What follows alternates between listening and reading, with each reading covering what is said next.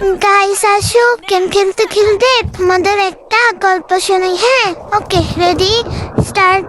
এক দেশে একটা রাজা ছিল। রাজার দুটা মেয়ে ছিল, বুঝলা?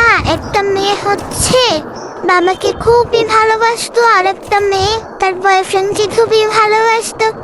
পরে বাবা একদিন জিজ্ঞাসা করছে, মা তোমরা আমার কাছে এসো, আমি তোমাদের সাথে কথা বলতে চাই। পরে গেছে, দুই মেয়ে এখন মা জিজ্ঞেস করছে, আচ্ছা মা বলো তো, তোমরা দুইজন দুনিয়ার সবচেয়ে কাকে বেশি ভালোবাসো? এখন দুই মেয়ে বলছে, আমি তোমাকে বেশি ভালোবাসি বাবা। কারণ যদি হয়তো ধরো না বললে তাহলে তো বাবা মারা গেলে বাবার সব সম্পত্তি তো আর পাবে না। এজন্য বড় মেয়ে তো বাবাকে ভালোবাসেই। ছোট মেয়ে কি করলো? সম্পত্তি পাওয়ার লোভে বললো, বাবা আমি তো তোমাকেই ভালোবাসি, মানে মিথ্যা বললো। তো বাবা খুশি হয়ে দুই মেয়েকেই সম্পত্তি অর্ধেক অর্ধেক ভাগ করে লিখে দিল।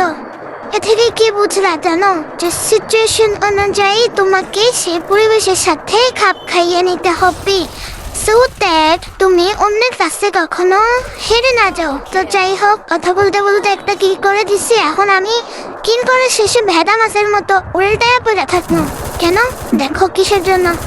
এজন্য আমি এত মারা ট্রাই করতেছি, বাট হচ্ছে না গাইস। আমি সামনে গিয়ে মারতে যাব, তারপরে আমি ভেদা মাছের মতো মরে যাবো। That's my life guys.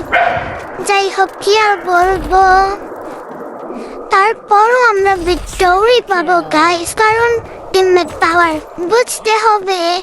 যাই হোক, থ্যাংক ইউ ফর ওয়াচিং।